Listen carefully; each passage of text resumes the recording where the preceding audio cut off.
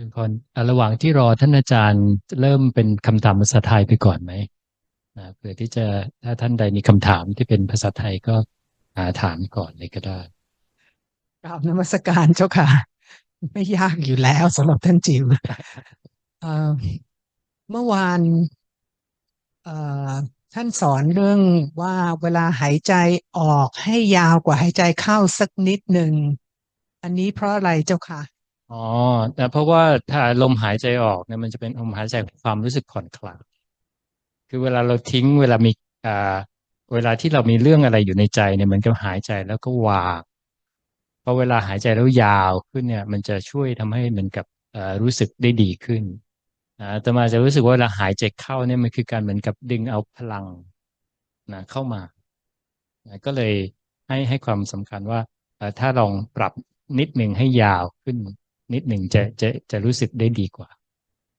ต้องลองดูจากประสบการณ์ว่าเป็นอย่างนั้นไหมเจ้าค่ะที่จริงเรื่องนับเนี่ยได้มาจากโรงเรียนแห่งหนึ่งที่ทันบริดจ์สคูลที่อังกฤษแล้วอ่ามีอาจารย์เขาเป็นคล้ายๆกับหนังสือแฮร์รี่พอตเตอร์อ่ะนะเขาจะมีเป็นประจำบ้านๆเนี่ยใช่ไหมแล้วมีอาจารย์คนหนึ่งที่เป็นอาจารย์ประจำบ้านอ่าไม่แน่ใจว่ากริฟฟินดอร์หรือเปล่านะเขาสนใจเรื่องการทำสมาธิแล้วเขามาเล่าให้อาตมาฟังเขามาบวชด้วยไงแล้วก็มาเมืองไทยเขามีลูกศิษย์เป็นคนไทยที่ไปเรียนที่นั่นแล้วเขาบอกว่าเขาพยายามใช้เรื่อง mindfulness หรือสมาธิเข้าไปในโรงเรียนแล้วก็คิดโครงการอันหนึ่งที่เรียกว่าdot B dot คือ full stop แล้ว B คือ be at present moment แล้วก็เขาบอกเขาสอนสมาธิโดยใช้วิธีนับ7 ถึง 117-11แล้วแต่มาก็เลยเอ๊ะทำไมต้องเป็น7-11คือ7สั้นกว่าแล้วก็ลมหายใจออกยาวแล้วอาตมาก็มาปรับอาตมาก็ไม่เป็น7-11อย่างที่เขาอาตมาก็เป็นแบบ4-5บ้าง5-6บ้างรู้สึกว่าลมหายใจเราไม่ได้ยาวเท่าเขาอันนี้แต่ว่าก็เวลาเราทำก็ปรับของเราเนาะใครปรับลมหายใจก็อ่าเป็นอย่างนั้นภาษาไทยก็ Yeah, I haven't heard a lot recently. Also in the British Parliament, UK Parliament, something like 200 out of 650 MPs have been along to those kind of seminars and trainings. So that's very encouraging. I was invited to give a Dhamma talk at 10 Downing Street for Visakha Puja. So very first Buddhist event ever at 10 Downing Street, not just the home of the Prime Minister, but the kind of where it all happens. And so I was impressed by that they invite Buddha Dhamma into the belly of the beast, as it were. But yeah, I think it's a general movement that is slowly gathering strength. At the beginning, there was sort of a lot of excitement and wow, this is something new, something incredible. And so I think it's more of a leveling off, but it's being recognized more and more that mental health is a massive issue, huge issue that school children in particular are not attending school or are failing in their classes on account of mental health problems.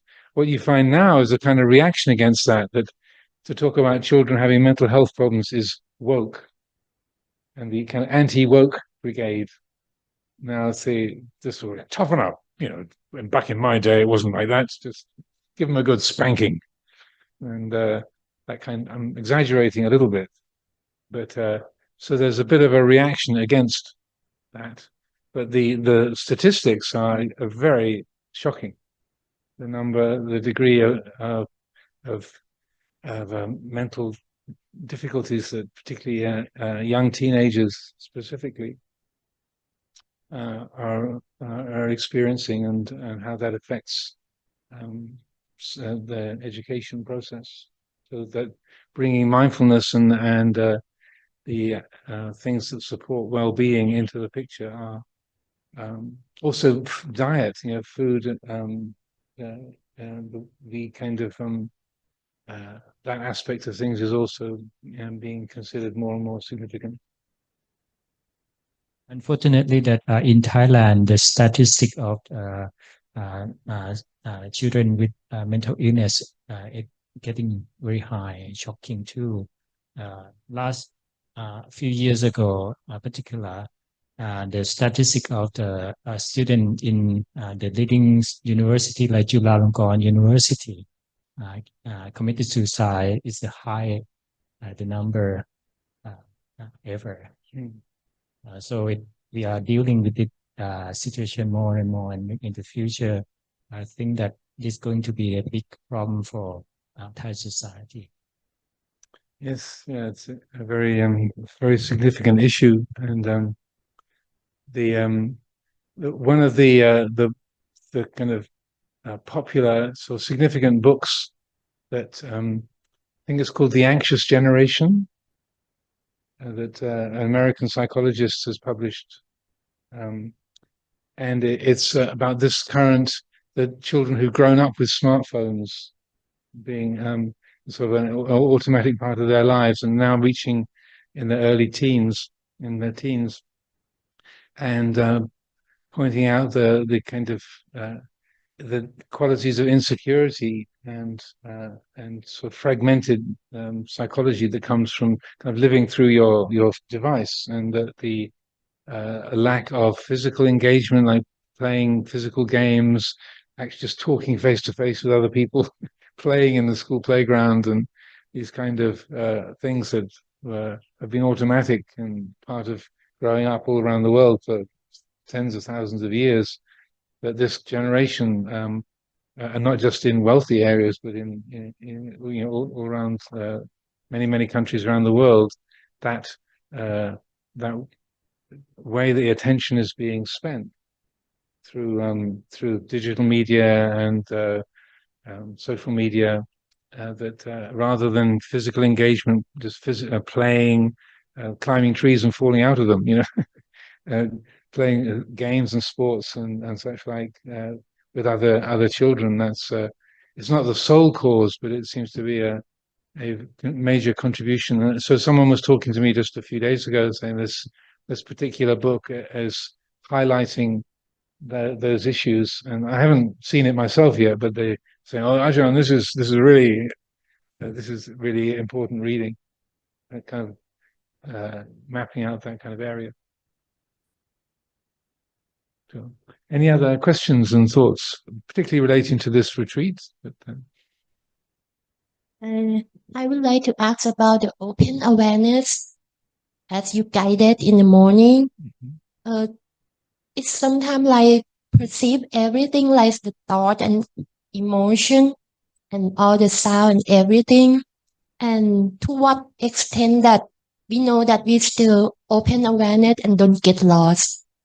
And sometimes it's like it's going back to the breathing. And it's like I control that, go out and perceive everything, but then it still keep coming back to breathing. Is that called open awareness? Well, it's not really a matter of okay or not okay. Better to go back to the breathing than some other things, that less skillful or less neutral. But just seeing that as a habit, just like if you had an argument with somebody and that you were in a state of conflict, and the attention could keep going back to the argument and losing that sense of spaciousness. Like say, the space of this room, we can compare that. And so that if there's the attention keeps going to a particular person or a particular feature, like if you're looking after the maintenance of this building, and oh, that pillar is really unreliable. Everything else going on in the room, you keep looking at I'm not saying that it is, not to create any anxiety, but if that doesn't look quite right, is that going to hold? And that becomes, because the mind is aware of that, it keeps going to that particular object. So if you're not the maintenance manager, and you don't have any particular perceptions, then it won't go there. But then to reflect, oh, well, I'm in charge of maintenance, and and I've been concerned about that pillar. So sitting in this hall, my attention keeps going there. That's because of the cause being I'm responsible for the building, and the result is my eye keeps going to the pillar. If I wasn't responsible for the building, it wouldn't do that, because there's no issue there. And so that where we have created causes, it's like the mind will naturally go down that track. So, and as the Buddha put it, whatever the mind frequently attends to, that will be the direction that the mind follows. So if you spend a lot of time doing anapanasati, then of all the things the mind could be paying attention to, there's a well-worn path that goes straight to the breath. So it's not a problem. It's not something that you shouldn't do, but just to be able to notice, that's a well-worn track, so my attention goes there. That's all. We don't need to make anything of it.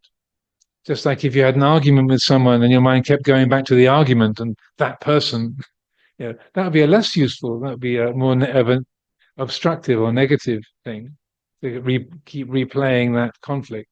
But going back to the breath and noticing that is very innocent, very benign. So just to notice, look, there's a strong pattern there. And look at that. And that being aware of the cause and the effect, that if we really take that to heart, the result of that is upekkha. That's why when we reflect on the Brahma-vihan, ahang sukhito homi, so that's the may I be happy, may all beings be happy. Then the karuna is may all beings be relieved from all suffering. Mudita is may all beings not be parted from the good fortune they have attained. But then when we reflect on upekkha, it's I'm the owner of my karma, heir to my karma, born of my karma. So when we look at cause and effect, here's the cause, here's the effect. That's how nature works. The result is upekkha. So because people sometimes wonder, why are we suddenly talking about karma? The others were all talking about the obvious feelings of kindness and compassion and sympathetic joy at the good fortune of others. How come we're suddenly talking about karma and vipaka? But it's because if we see how nature works, here's the cause, here's the effect. Then that brings a serenity, a kind of a natural comfort to the citta. Actually, related to the last question. So when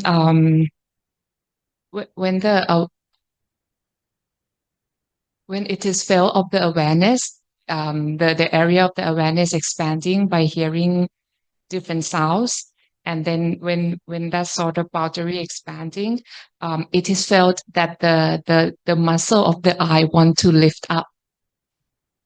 I'm just not sure if I should let it up or keep it down.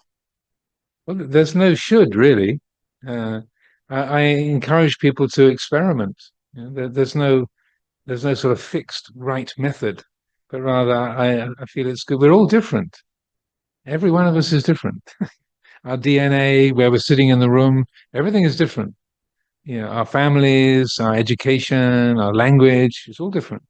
So I like to encourage people to experiment and then find out what works for this one, with this particular conditioning. So if you find your eyes opening, okay, let them open, see what happens.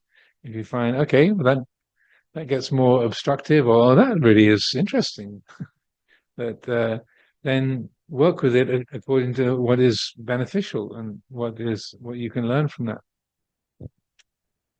Would you add anything? Anyway.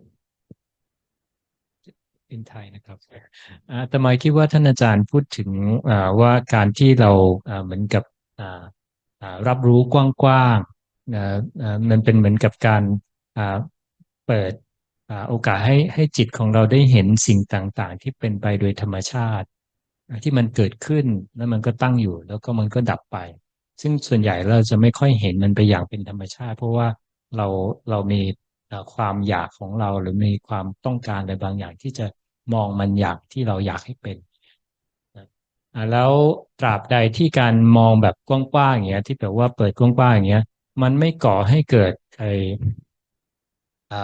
อกุศลเกิดขึ้นในใจคือเรายังมองมันได้แล้วก็เห็นมันทำความเข้าใจได้แล้วจิตก็ยังรักษาความเป็นกุศลในการทำความเพียรได้ก็เรียกว่าไม่เกินไปแต่ถ้าเมื่อไหร่ก็ตามที่มันเกิดการฟุ้งเข้าไปแล้วกลายเป็นอกุศลเกิดขึ้นอันนี้ก็เป็นสิ่งที่ก็สังเกตแล้วก็อาจจะต้องวางการนั้นนะกลับมาอยู่กับกรรมฐานที่เราตั้งไว้นะหลักการกว้างๆที่ตมายคิดว่าน่าจะเป็นประโยชน์ในการปฏิบัติทุกครั้งก็คือเรื่องของหลักสัมมาวายโมเข้ามาเป็นตัวจับนะซึ่งสัมมาวายโมคือความเพียรชอบก็อยู่ในอริยมรรคมีองค์8ใช่ไหมนะที่ประกอบด้วยความเพียรชอบ4อย่างก็คือว่าในกรณีที่เป็นอกุศลเราก็ต้องเพียรป้องกันไม่ให้อกุศลเกิดขึ้นนะแล้วถ้ามันเกิดขึ้นก็พยายามละอันนี้เราทำกันอยู่แล้วในปฏิบัติธรรมใช่ไหมไอ้ความคิดที่มันเป็นอกุศลเราไม่อยากให้มันเกิดป้องกันแล้วก็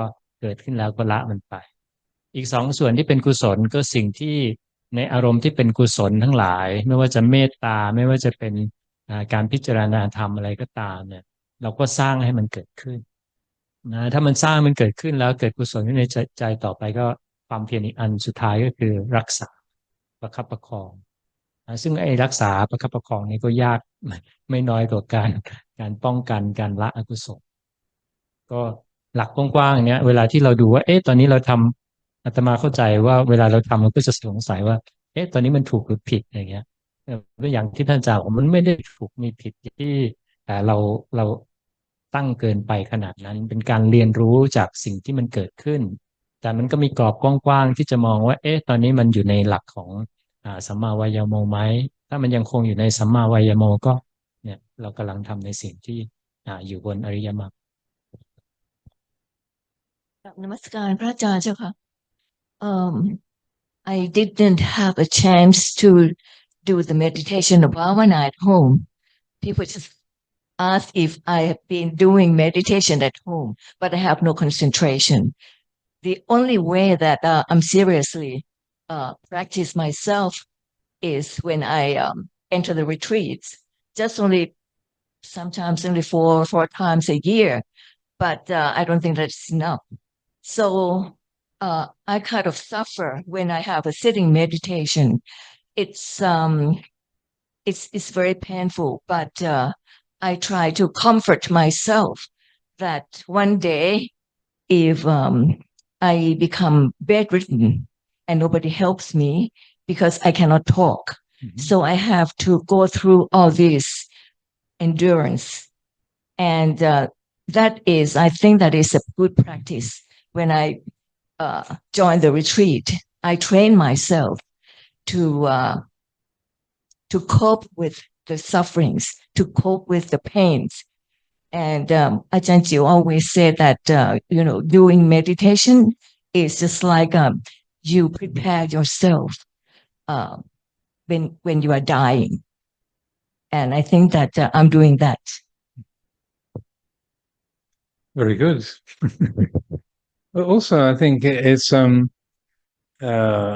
formal meditation is an extremely useful tool, an upaya, but just going about our ordinary everyday life and be paying attention to what you're feeling, noticing the aramanas, the moods as they come and go, that is also something of great value. It's interesting that speaking with a number of the senior people in our community, people who've been in robes for 40, 50 years, that quite often, usually the more senior people don't do a lot of extra formal meditation. But they're carrying about, looking after their place, meeting people, taking care of duties or invitations, and that they don't spend kind of hours and hours and hours a day in formal practice. And it's interesting how when Luang Por Chah was a young bhikkhu and staying with Luang Por Kinari, he got very critical of Luang Por Kinari because he never seems to do any formal meditation. He'll go on the Jongrong path for like a few minutes, just walk up and down 4 or 5 times. Then he goes off and he starts, tidying the kettles and or sweeping up around his kuti. And so he admits he was had negative feelings towards his teacher, Luang Por Kinari, because he wasn't practicing. And meanwhile, the young Ajahn Chah was kind of wearing a trench in his Jongrong path. It's like about a foot deep or 18 inches deep. And they're feeling like, the Ajahn is not practicing properly. But then he began to notice, well, I'm suffering a lot, but he isn't. And then he said, Luang Por Chah has always been a very reflective person and saying, hey, I'm calling this practice and I'm saying he's not practicing, but how come he's not suffering, but I am? But he noticed that when the Ajahn was doing anything, he was just focusing on that. If he was tidying the kettles, he was just doing that. If he was sweeping leaves, he was just doing that. And so there was like an ongoing, steady awareness of what he was doing, even though very ordinary, mundane, everyday tasks. So that even though we're doing a lot of formal meditation together now, and that's what we create this environment for, in a way, it's so that we develop the skills so that the other 95, 99% of our life, then we know how to be with this present moment. We are just taking care of this particular activity, even if there's thoughts going through our minds or different things on our list of stuff I have to do. That quality of ongoing attention and awareness is extremely valuable. I think it's useful to acknowledge that, to realize that, and that it's not like an excuse not to do formal practice, but it's I say those kind of things, they have value in and of themselves. That to be just paying attention as you carry out the various activities during the day, and then when the faculties break down and the end of our life comes, and we can't speak anymore, or we can't move, or we can't hear, then just as we take care of tidying something if it needs to be tidied, or we take a rest when it's time to take a rest. When we're just lying in bed and there's nothing we can do or say, and then we're also quite at ease with that. We're comfortable with that. Okay, that's what's happening right now. I can't speak anymore. Okay, that one's finished. And people, their mouths are going. I can't hear what they're saying. Okay, it's quiet. It's quite peaceful. And so then we're creating an attitude of adaptability. And just this morning, Ajahn Jiew and I were talking about how attitude is really, in a way, the real heart of the practice is attitude. It's not the particular method of meditation or particular knowledge of teachings or intellectual understanding, but it's the attitude, the way the heart holds the present experience and has the intention to learn from what's there. That's the thing that's most important. So if we train our attitude to be adaptable and not dependent on particular conditions, then as the conditions change and there's a lot of pain or no pain, or there's a lot of activity or no activity, we can communicate or we can't communicate, then sabai, the heart is very much at ease.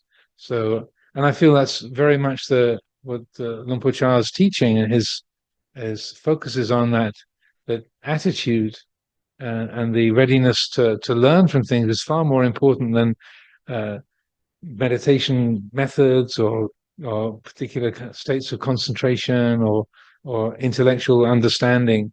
That the attitude, the dasanagati, that's the key piece. If the attitude is really skillful and wholesome, then whatever happens in the field of our experience, sickness or health, mobility or lack of mobility, with friends or not with friends, then the heart is fully at ease. We're ready for anything.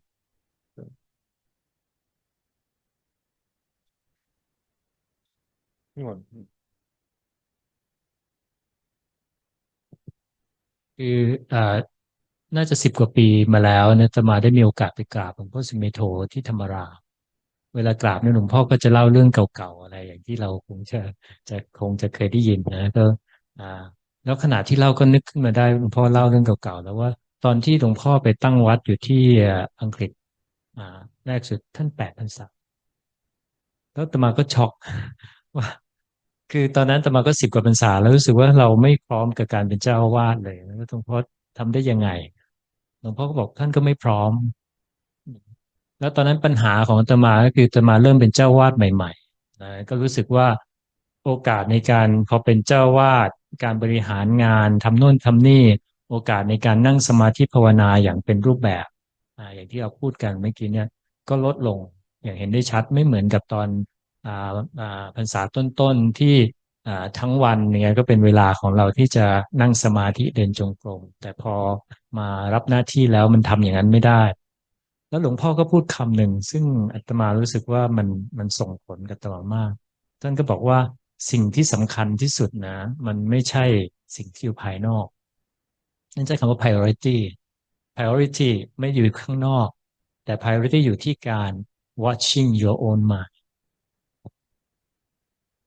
อันนั้นนะเป็นอันที่ทำให้อาตมาเหมือนกับเข้าใจว่าอ๋อหลังจากนั้นเนี่ยนะเราจะหาไอ้สมดุลของการที่จะต้องทำงานข้างนอกนะกับการที่จะการปฏิบัติยังไงเพราะฉะนั้นการที่บอกว่าปฏิบัตินะนั่งสมาธินะจงกรมเดินจงกรมที่เป็นรูปแบบเนี่ยในอ่าปกติถ้าทำได้ดีก็นี่ก็ปกติของทุกคนไม่ใช่เหรอต้องถ้าเข้ามาเรียนทีก็จะทำได้ต่อเนื่องนะแต่ทำที่บ้านมันก็คงไม่ต่อเนื่องอันนี้ก็เป็นเรื่องปกติน้อยคนมากที่จะมีกำลังใจนะที่จะทำต่อเนื่องได้อาตมาก็ยังมองเห็นว่าชีวิตพระก็ถือว่าโชคดีที่ว่าอยู่ในสภาพแวดล้อมที่เอื้อนะถ้าสมมติว่าเราอยู่วัดเราไม่ทำก็ครูบาอาจารย์ก็ดุอย่างเงี้ยหรือว่ามีข้อวัดต่างๆที่ทำให้เราทำ แล้วอาตมาเองก็คงอาจจะคล้ายๆกับโยมเหมือนกันว่า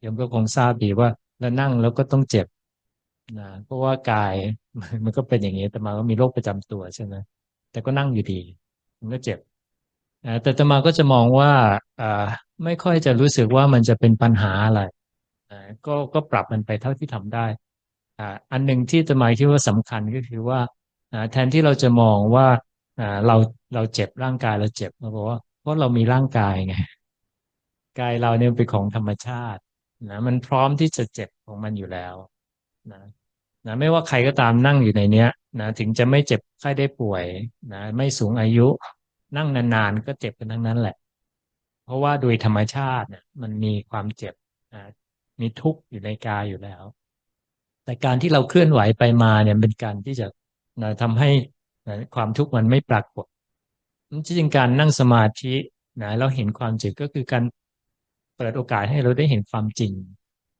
เราได้อยู่กับมันได้มองมันเนี่ยแต่มาว่าความก้าวหน้าในแง่ของธรรมะมันก็เพิ่มขึ้นจากการที่ยอมอดทนที่จะอยู่ร่วมกับไอ้สิ่งที่เราไม่ชอบอย่างเช่นความเจ็บความปวดนะหลวงพ่อสุเมโธใช้คำที่พวกเราก็รู้สึกว่าท่านสร้างคำได้ดีที่สุดคำหนึ่งก็คือว่า peacefully coexist with คืออันนี้คือหลักการที่เราจะอยู่ร่วมกับชีวิตอยู่ร่วมกับความphysical pain ใช่ไหมคือไม่ใช่ว่าเราต้องไปชอบหรือว่าจะต้องแบบเปลี่ยนไปหรือทำให้มันหายอะไรไปแต่ว่าเราอยู่ร่วมกับมันอย่างไม่เดือดร้อนเป็นมิตรกันหรือว่ามีสันติที่จะอยู่ด้วยกันเรียนรู้จากสิ่งที่มันเกิดขึ้นนั่นเป็นท่าทีที่อาตมาว่าระยะยาวก็ทำให้เกิดความก้าวหน้าขึ้นเรื่อยๆ Any other questions? Ajahn. At the front. Thank you. Maybe a personal sharing on walking meditation. I'm actually trained in massage. So in the course of my learning, my teacher for the massage tells me the best way to relax your muscle is to breathe out slowly. So I tried it and it works for me. That Mhm. I felt that I was very relaxed. I can stop my work. So it's learning for me. So my question, um, uh, so I've asked about how do you manage your needs and your desire, and you gave a very good example that I can easily relate to. I'd like to get a better understanding of how do you manage loss.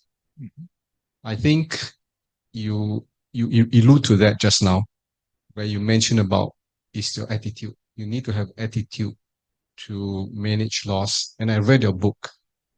For example, Which one of the my books? There's lots of them. the one white in color. I can't remember the title.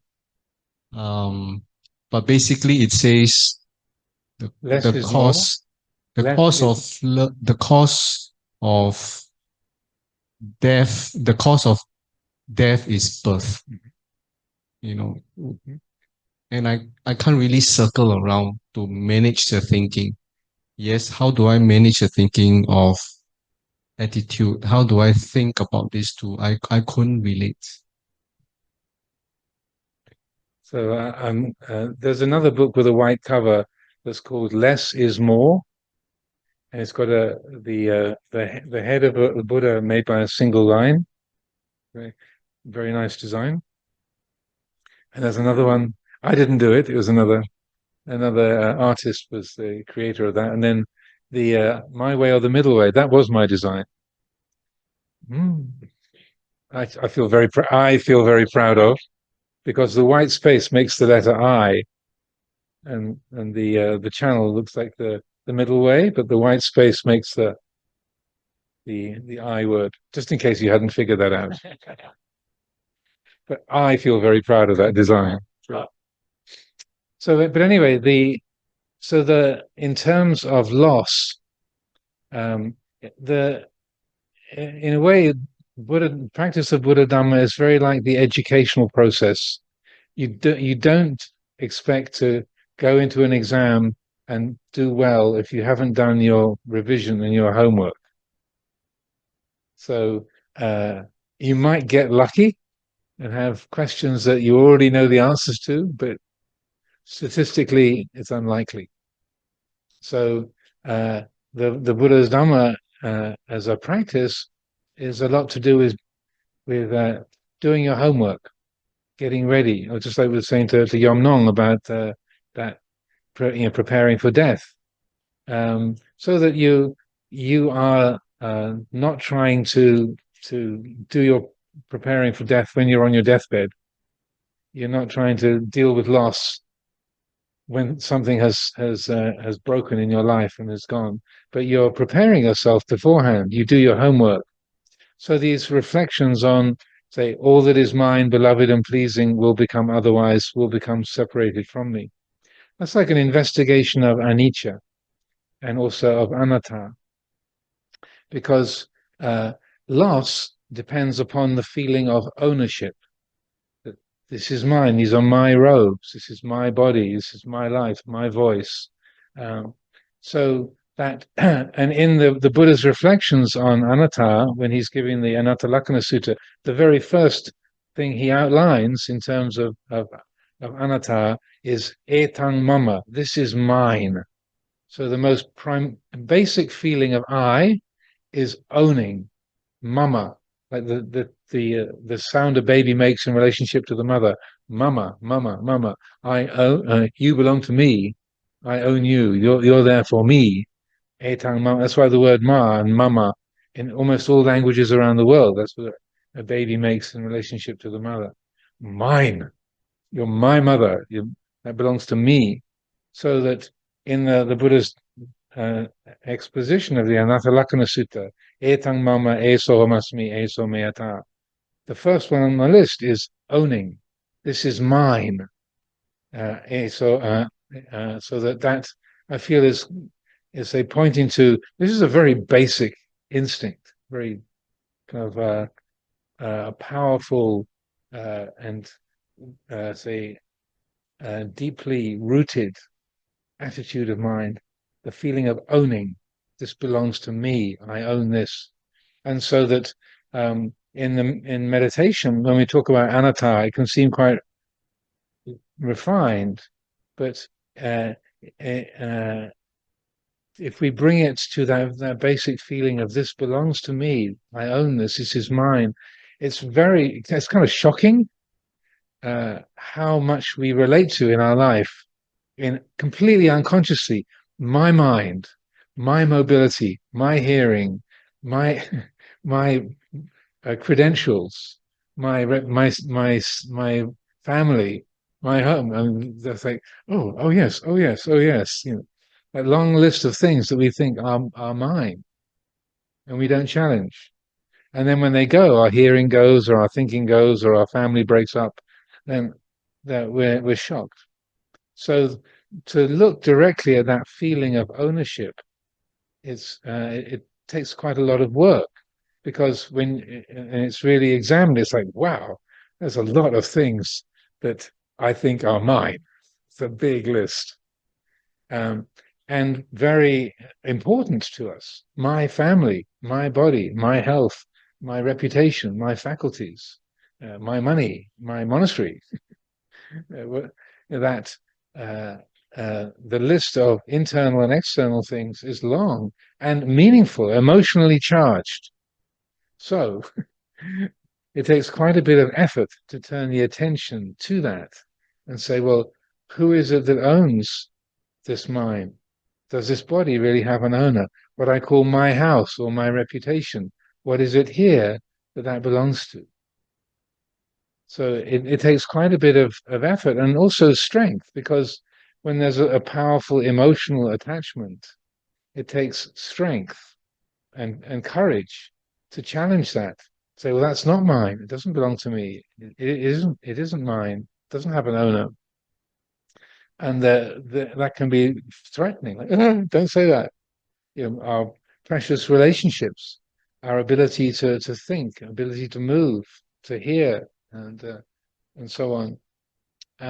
So that if we do our homework and we use the practice on a daily basis, I do this kind of thing a lot. Let's say if I'm walking along, I'll consciously think, this is great. I can still walk.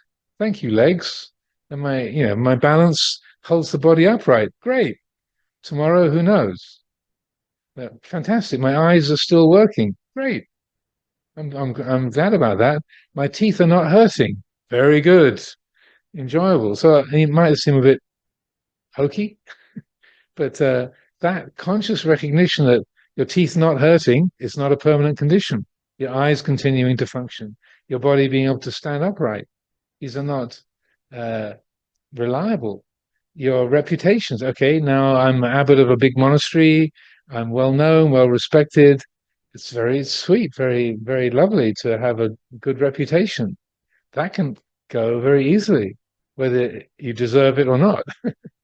Then, so am I taking refuge in that, my position as abbot of a big monastery, having a good reputation, being respected by people? That is also a thing I feel I own. My reputation, my monastery, my seniority. So we need to, in that area of the practice, we need to be brave and to say, well, it's impermanent. It never really had an owner. It would never really belong to a me or an I. And then to meet that and to recognize, oh, that's always been the case. But I've spent a lot of time and effort investing in my reputation, my body, my health, my appearance, my family, my spiritual life. And that all of that investment is the degree to which we've taken that as who and what we are, that's being challenged. And so if we do our homework and challenge that on the cushion and in our everyday life, then when those things really go, when we lose our reputation, we get criticized in public, we lose all our money, the university kicks us out, or the teacher tells us actually we're the most useless student they've ever had, it all falls apart, then the mind can reflect on that. Like, oh well, that was never really who and what I was in the first place. So now it's changed. Nothing is lost. So you're asking about loss. So loss is totally dependent on the feeling of ownership. If we really understand the root of that feeling of owning, that mama, this is mine, etang mama, then like a baby not wanting to be separated from the mother, like, that we meet that horror, that terror of separation, and say, well, yeah, that was never mine in the first place. There wasn't that could not be owned. What is there to be owned, and who is there to own it? If we take that in small doses on the cushion in our daily reflection, then when those things break, they come to an end, then nothing is missing. Maybe the last thing to say is living with Lumpur Sumedho now is, it was always wonderful and inspiring, but now he can't walk on his own. He has to have an arm to walk on. He can't, even a walking stick is not enough. His feet are quite numb, so he feels like he's walking on sponge, and then he can't see more than about 2 meters, so he doesn't have vision. Like you would just be probably a human, but he wouldn't have a clue who you are. He certainly couldn't read the label. So I think there's a person there. Beyond 2 meters, it's just a blur. So he can't see very well. He can't stand easily, can't walk by himself, but he's a world champion non-complainer. He doesn't even make jokes about it. It's like, no, there's no negativity there at all. It's just, this is how it is, and if I want to go for a walk, I better have Ajahn Asoko or Tandun or Tan Vinita to lean on, because otherwise I won't go for a walk. And it's really a fantastic example. I mean, he's always been a great example, but in this, the aging process, it's really a living example of how, as things go, it's absolutely not a problem. And he's not putting a brave face on it, as they say, but it really isn't a problem. And I was talking with him about this a couple of months ago, and I said, it really is, not trying to flatter him. I said, Lumpur, it really is impressive. Like you never even make jokes about that, or kind of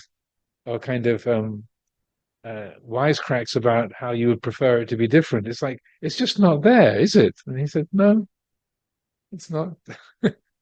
And he said how when his mother was very ill, he got an emergency call to come back to see his parents in Southern California, and he ended up staying with them for about 3 weeks or a month. This was in the mid-80s.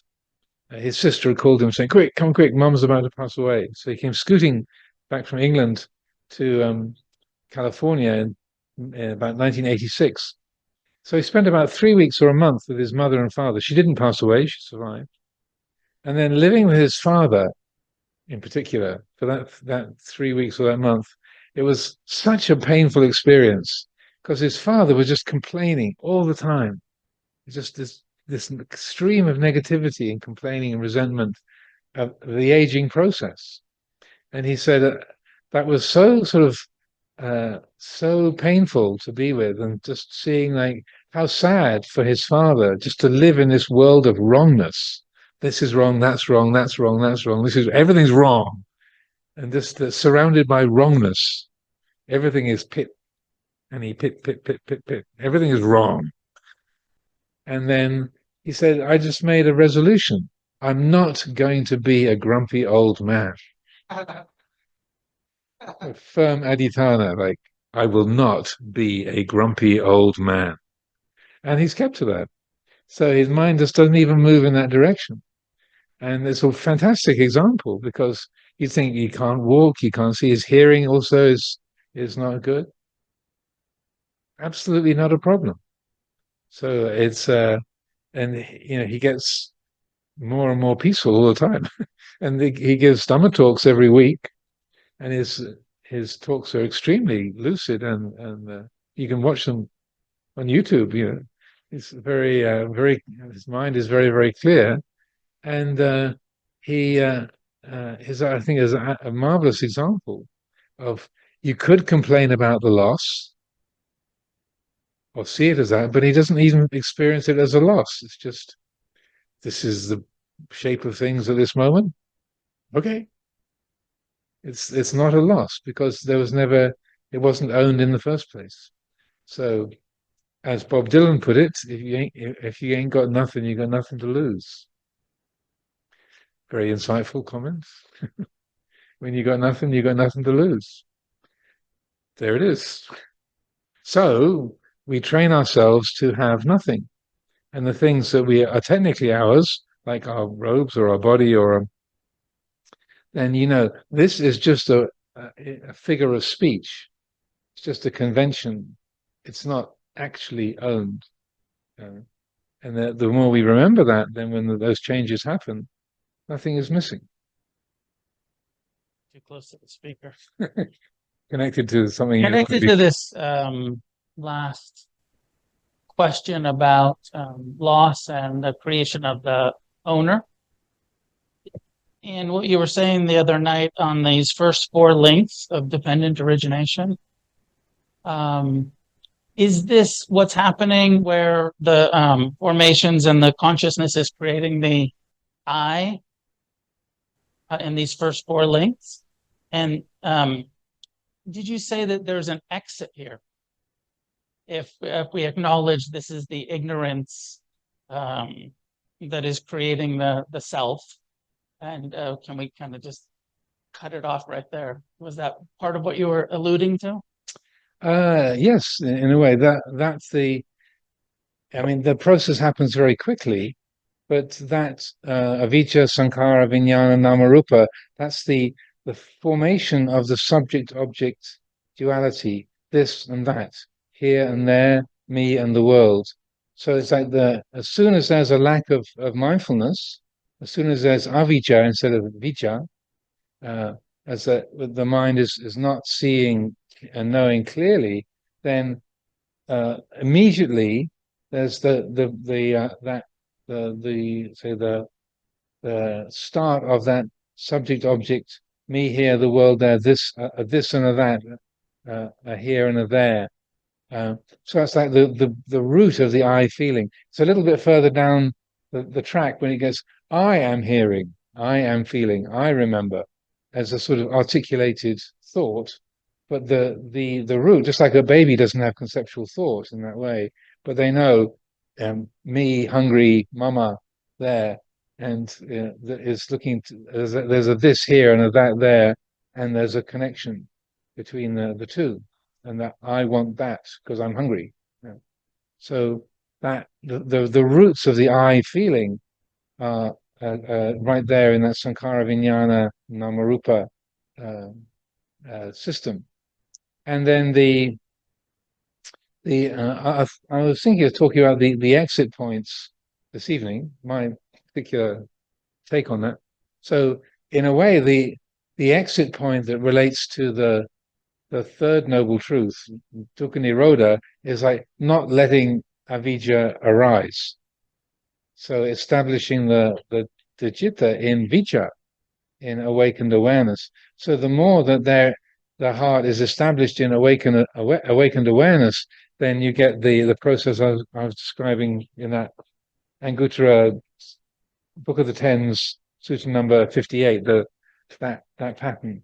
That when there's vijja, then there's still the sensory process, but those feelings that arise from seeing, hearing, smelling, tasting, touching, thinking, then they are all sort of held within that environment of mindfulness and wisdom, and the result is peacefulness, is nibbana. So that that exit point is establishing the heart in vijja, in awareness, and the more consistently that can be done, then that whole the arising part of the cycle doesn't arise. There are not the causes for that whole process to launch. But one of the things in Venerable Payutto's extremely good book on dependent origination. He's now Tansomdet Paticcasamuppāda. But P.A. Payutto is the name on the book title of his the author. So it's just called Dependent Origination, and it's an extremely helpful book. And there's a passage in that where he makes a comment about the word Nirodha, and it's in the section about the third noble truth the title is A Problem with the Word Nirodha, because when we talk about cessation, it sounds like the ending of a thing that has begun. Like the Q&A session started at 4 o'clock, and it will cease at 5 o'clock. It will come to its end. So cessation is a thing that begins and it ends. But what he points out in that particular comment, he says, but Nirodha doesn't just mean the ending of a thing that has begun. It also means the non-arising, the restraining. So it comes from the root rujati, which means to hold or to restrain. So like if you're riding a horse, you're holding the reins of the horse. You're checking the head of the horse by keeping tension on the reins. You're checking it in. You want the horse to gallop, you let the reins go slack, and you give it a kick, and it goes. But if you're holding it in check, then you keep attention on the reins, and the horse is not going to, much less likely to run away. So that the second half of the cycle with the avijjaya taveva asesa viraga nirodha, with the complete, it doesn't just mean with a complete cessation of ignorance, it also means with a complete absence of ignorance. Then you don't get sankhara, then you don't get vijnana, namarupa, salayatana, pasavedana, which doesn't mean to say that you blank out, of course, but rather it means those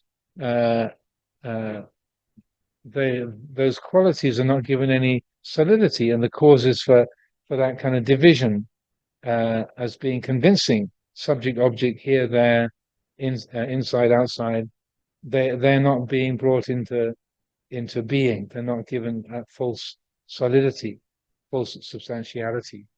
So, and I feel that's a very, very helpful comment on his part, because it makes much more sense that well, how can tanha cease if ignorance has already ceased?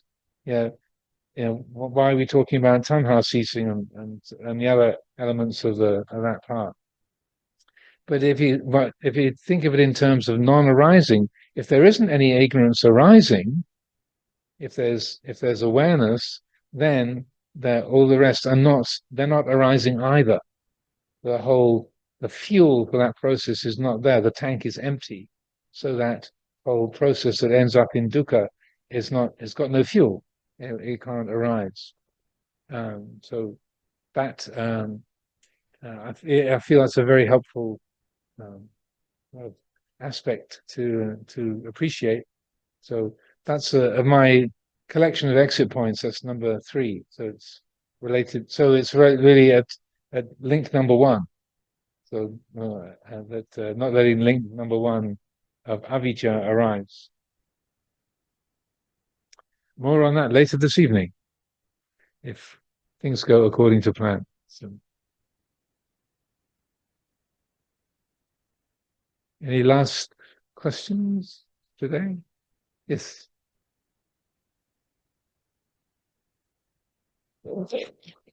My questions, one question actually related to the cutting the link of the dependent origination.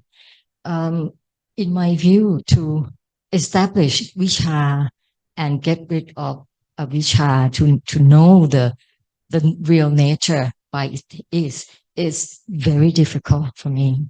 So is it possible, just a layman before we arrive at that level, to cut the link, like stop the vedana and just stay there and don't make your vedana or your needs, your desire becomes tanha? Is that possible to, like cut the link. Yeah, I think I mentioned already that particularly in the forest tradition, that's the link that gets the most attention because that's the easiest one to cut, and also why in the Four Noble Truths the Buddha labels tanha as the cause of suffering, of dukkha, because that's the most visible. He doesn't mention avijja in that first teaching because it gets more tangible and more, say, workable at that level. So that's the weakest link, and where so much of the attention goes in the forest tradition practice. So, as I said, talking the other day, there's a lot of emphasis on meditation on feeling, often unpleasant feeling, and the Dhutanga practices, the austere practices of like eating one meal a day, not lying down to sleep at night, wearing rag robes and things. They're designed to make life simple, but also to increase the range of feelings. And so you're more encouraged to look at the realm of feeling without creating anything out of them. So that's the number 2 on the list of exit points. Again, later this evening, I'll go into those in more detail. And I also have a pet theory that each of the 4 exit points relates to each of the 4 noble truths, to one of the 4 noble truths. That might just be a coincidence, but it's one of the Amaro theories. So 5 o'clock has come around, so let's leave it there for today.